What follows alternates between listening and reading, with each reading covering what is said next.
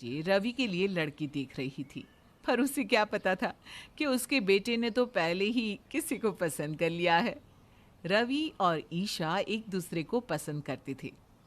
ईशा रवि के घर के पास ही रहती थी। कब उनकी दोस्ती प्यार में बदल गई, उन्हें पता ही नहीं चला। क्या? तूने लड़की पसंद कर ली है? पहले तेरे बड़े भाई ने लीना को पसंद कर लिया और अब चल, ये भी ठीक है। मैं समझूंगी मेरी चिंता ही दूर कर दी तुम दोनों ने। हाँ माँ जी, आजकल अच्छी लड़कियां मिलती कहाँ हैं। वैसे भी ये पास में रहने वाली ईशा लगती भी सुंदर और सुशील है। हाँ, तुझे देखकर भी ऐसा ही लगता था।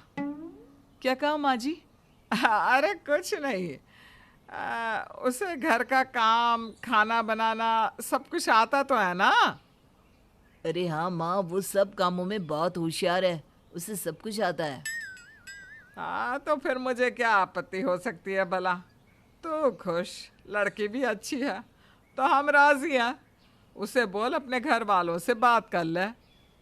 रवि ने अपने घर वालों को तसल्ली करवा दी थी कि ईशा बहुत ही होशियार और गुणी लड़की है और घर का सारा काम जानती है। क्या?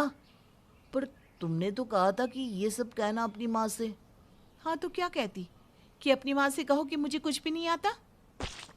ईशा ने रवि से कह तो दिया कि वो सारा काम सीख लेगी, पर वो तो अब भी वैसी की वैसी ही थी। शादी होने वाली थी, पर उसने घर के कामों में अभी तक कोई दिलचस्पी नहीं ली थी। अरे कल तेरी शादी है और तू यहाँ बैठकर फोन चला रही है। इतने दिन से कह रही थी खाना बनाना सीख ले सीख ले। अब देख कल शादी का दिन भी आ गया। हाँ तो चाय बनाना सीख तो लिया इतने दिनों में मैंने माँ। हे भगवान, क्या होगा इस लड़की का शादी के बाद। ईशा की माँ के समझाने पर भी ईशा कहाँ समझ रही थी। उसकी शादी का दिन भी आ गया और शादी भी बड़ी धूमधाम से हो गई। सब लोग बड़े खुश थे। कुछ दिन तो ऐसे ही मेहमानों और घूमने फिरने में चले गए, पर अब तो ईशा की असली परीक्षा की घड़ियां आ चुकी थी। ईशा, ये लो, आज से ये किचन तुम्हारा, ठीक है? तुम इसे संभालो। मैं घर के बाकी सब काम देख लूंगी और तुम्हारी जिम्मेदारी रसोई की होगी। क्या? सारा खाना मुझे बनाना होगा भाभी? हाँ, क्यों, क्या हुआ? देवर जी ने बताया था कि तुम बहुत होशियार हो, तुम्हें सब कुछ आता है। हाँ हाँ भाभी, मैं सब बना लूंगी, आप जाइए अपना काम करिए। लीना रसोई की जिम्मेदारी ईशा को सौंपकर चली जाती है, पर ईशा को तो खाना बनाना आता ही नहीं था और ससुराल में किसी से कह भी नहीं सकती थी। उसने तो सीधा अपनी माँ को फोन लगा दिया। हेलो माँ। मुझे पता था तेरा फोन जरूर आएगा। अब तू एक काम कर, किसी बहाने घर के पास आ जा, मैं तुझे खाना दे देती हूँ। ठीक है माँ, तुम खाना तैयार रखो, मैं कोई बहाना बनाकर घर के पास आती हूँ। ईशा अपनी जिठानी लीना के पास आती है और कहती है, भाभी मैं ना ज़रा सब्ज़ी लेकर आती हूँ। अरे पर सब्ज़ी तो पड़ी है फ्रिज में। वो ना मैं स्पेशल खाना बना रही हूँ ना, तो मुझे कुछ सब्जियाँ चाहिए थी, मैं अभी लेकर आती हूँ। अच्छा, ठीक है। ईशा सब्जी लेने के बहाने अपनी माँ के घर आती है और उसकी माँ उसे खाना दे देती है और ईशा जल्दी से बिना किसी की नज़र में आए वो खाना किचन के बर्तनों में उतार देती है और ऐसा नाटक करती है कि खाना उसी ने बनाया हो। ये लीजिए गर्मा गर्म खाना। अरे वाह, खाना तो सच में लाजवाब है। हाँ, इतने दिनों बाद इतना अच्छा खाना खाया है। क्या? इतने दिनों बाद मतलब? मैं क्या आपको भूखा रखती थी? और नहीं नहीं, मैं बस यूं ही मजाक कर रहा था। आओ ना, तुम भी खाओ, बहुत मजेदार है खाना। थैंक यू भैया। ये लो मेरी तरफ से शगुन। तुम्हारी पहली रसोई थी ना आज, इसलिए। तुम तो छा गई। ईशा के खाने की टेबल पर बहुत तारीफ होती है, जिससे लीना को बिल्कुल अच्छा नहीं लगता। पर उसे क्या पता था कि ईशा ने तो वो खाना बनाया ही नहीं था। पर ये बात ईशा ने रवि को बता दी, क्योंकि उसे रवि की मदद जो चाहिए थी। क्या? ये खाना तुम्हारी मम्मी ने भेजा था? ये तुमने क्या कर दिया? और अगर घर में किसी को पता चल गया तो मैं क्या करती? तुम्हें तो पता है मुझे खाना बनाना नहीं आता। आज एक दिन तो तुमने ये कर लिया, पर अब आगे? अब तुम हो ना, तुम बस मेरे घर से खाना यहाँ पहुँचा देना, बाकी मैं देख लूँगी। अरे क्या बाकी मैं देख लूंगी? तुम खुद भी फंसोगी और मुझे भी फंसवाओगी। अरे कुछ नहीं होगा, तुम सुबह जाते हुए खाना देते हुए जाना और ऑफिस से आते हुए मेरे घर से लेते हुए आना। सिंपल। तुम्हें ये सिंपल लग रहा है ईशा? तुम अपने ससुराल में खाना मायके से मंगवा रही हो, भाभी या माँ ने पकड़ लिया तो? अरे मैं किचन में ऐसे काम करूंगी जैसे मैं खाना ही बना रही हूँ, और मैं फ़ोन में देखकर खाना बनाना सीख भी तो रही हूँ, बस कुछ दिन की बात है। ईशा ने रवि को बहला फुसला कर मना ही लिया। रवि रोज ईशा के मायके से खाना यहाँ ले आता और ईशा उसे बर्तनों में परोस देती। पर लीना को अब कुछ गड़बड़ महसूस होने लगी थी, क्योंकि वो जब भी रसोई में जाती तो ईशा या तो फोन देखती रहती थी या फिर इधर उधर देखती रहती थी। ईशा, खाना बन गया? हाँ भाभी, बस बनने ही वाला है। अच्छा, पर तुमने गैस पर तो कुछ रखा ही नहीं है। वो ना सब कुछ बन गया है, बस रोटियां बनाना बाकी है भाभी। अच्छा, लाओ मैं तुम्हारी कुछ मदद कर देती हूँ। नहीं नहीं नहीं नहीं भाभी, आप जाइए, मैं कर लूँगी। अरे पर इतना घबरा क्यों रही हो ईशा?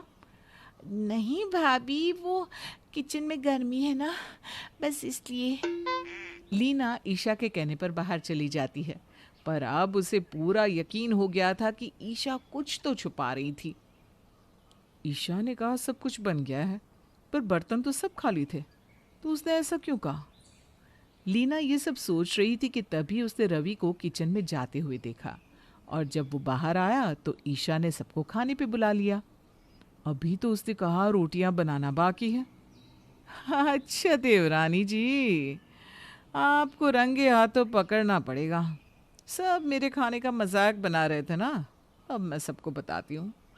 लीना को शक तो हो गया था, लेकिन वो जानती थी कि कोई उस पर विश्वास नहीं करेगा, क्योंकि ईशा सबका दिल जीत चुकी थी।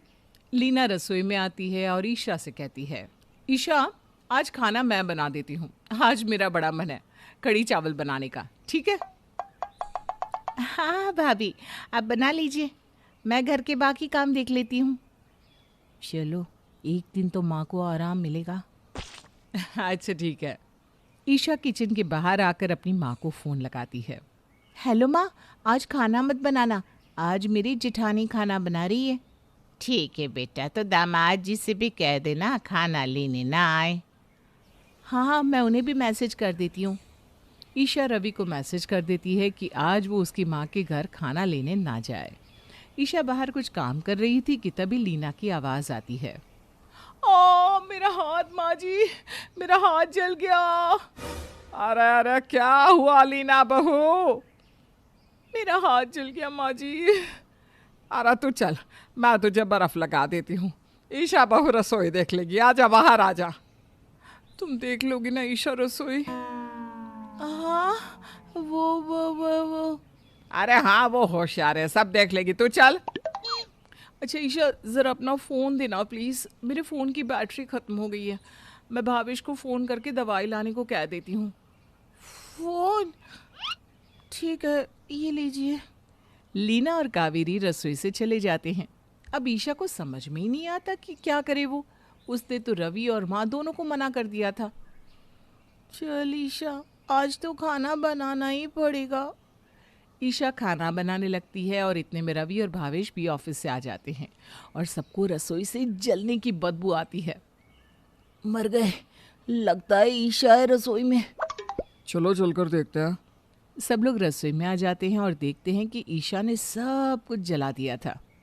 अरे ये क्या ईशा बहू, ये तुमने क्या कर दिया? ये तो होना ही था। आज रवि अपनी सास से खाना जो लेकर नहीं आया। क्या? इतने दिन तक तेरी माँ के घर से खाना आ रहा था? हाँ माँ जी, मुझे माफ़ कर दीजिए, मुझे खाना बनाना नहीं आता, इसलिए मेरे मायके से खाना भिजवाती थी मेरी माँ। हे भगवान, मेरी ही किस्मत फूटी निकलनी थी, दोनों ऐसी निकली। दोनों कौन माँ?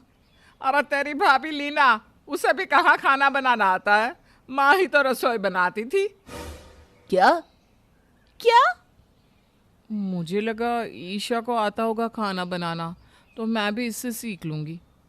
और मुझे लगा आपको आता होगा खाना बनाना, तो मैं तो आपको ही कहने वाली थी सिखाने के लिए।